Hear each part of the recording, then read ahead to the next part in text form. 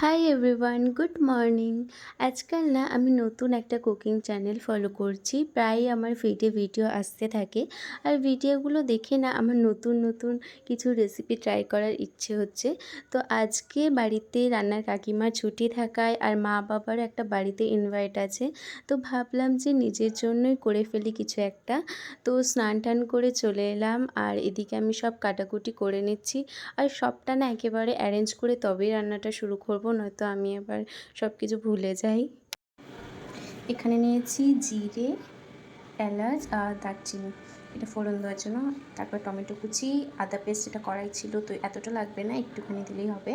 আর এটা পুরো ঝিরি ঝিরি করে পেঁয়াজ চপ করে নিয়েছি। আর এখানে রয়েছে এটা ধনে গুঁড়ো, জিরে গুঁড়ো, হলুদ, লঙ্কার গুঁড়ো আর নুন। তারপর এখানে নিয়েছি ধনেপাতা কুচি, ক্যাপসিকাম আর পেঁয়াজ কুচি আর কাঁচা লঙ্কা কুচি। বাস এই কটাতেই হয়ে যাবে। প্রথমেই কাটা পেঁয়াজ আর ক্যাপসিকামগুলোকে ভালো করে ভেজে নিচ্ছি আর ওদিকে ডিমটাও সিদ্ধ দিয়ে দিলাম। তারপরে ওই তেলেই একটু হলুদ, লঙ্কার গুঁড়ো আর নুন দিয়ে ডিমগুলোকে হাফ করে কেটে নিয়ে ভালো করে ভেজে নিচ্ছি। আর তারপরে ওই তেলটাতেই আবার ফোড়নটা দিয়ে নিলাম। তারপরে চপ করে রাখা পেঁয়াজগুলো দিয়ে ভালো করে একটু ভেজে নিচ্ছি। এবার এর মধ্যে 1 চামচ আদা বাটা দিয়ে দিলাম আর ওই সব মশলাগুলো দিয়ে দিলাম। তারপরে ওটাকে কষিয়ে ওর মধ্যে জল দিয়ে একটুখানি ফুটে গেলে টমেটোটাও দিয়ে দিচ্ছি।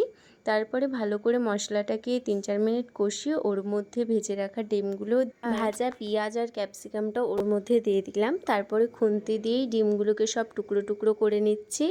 এবার এটাকে ভালো করে মিক্সড করে লাস্টে এখানে ধনেপাতা কুচি আর লঙ্কা কুচিটা দিয়ে দিলাম। তারপরে আবার মনে পড়েছে যে একটুখানি লাস্টে কাস্তুরি মেথিও দিয়ে দিই, তাহলে আরও টেস্টটা বাড়বে। আর ওই ভিডিওটাতেও দেখেছি দিয়েছে, তো ছিল যখন আমি দিয়ে দিয়েছি। বাস রেডি আমার রান্নাটা। তো কেমন লাগলো জানিও।